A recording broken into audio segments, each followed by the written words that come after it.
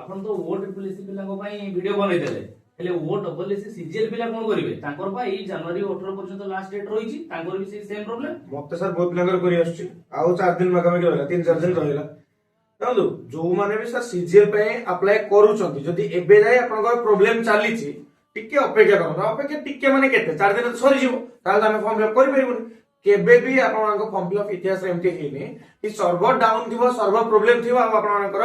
Date extend हेई नथिबो तो बहुत पिलांकर एमती जो इशू होउछि ना आपण माने रेगुलर इंटरवल ट्राई करंतु रेगुलर इंटरवल संगे जो माने देखो ऑनलाइन फॉर्म फिलअप करबा सबमिशन करबा अलग अलग डेट थाए तो मु कहबी कि ऑनलाइन फॉर्म फिलअप दा लास्ट डेट रो पूर्वरु सब जिंस सारी नेबे आ गोटे कथा बहुत इंपोर्टेंट होउछि आपण माने पैनिक करिवे नाही पैनिक रे ना पाठ पढी परिबे जो 2 दिन आपण पैनिक रे माने बिते दोछन ना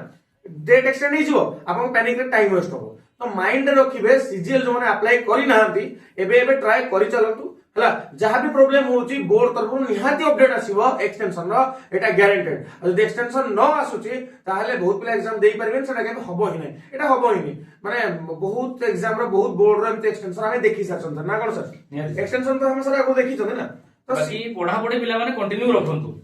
सेटा बहुत इंपोर्टेंट पॉइंट स्ट्रेस नियंतुनी पढ़ा पढ़ी कंटिन्यू रखंतु बोर्ड एक्सटेंशन करबो थैंक यू।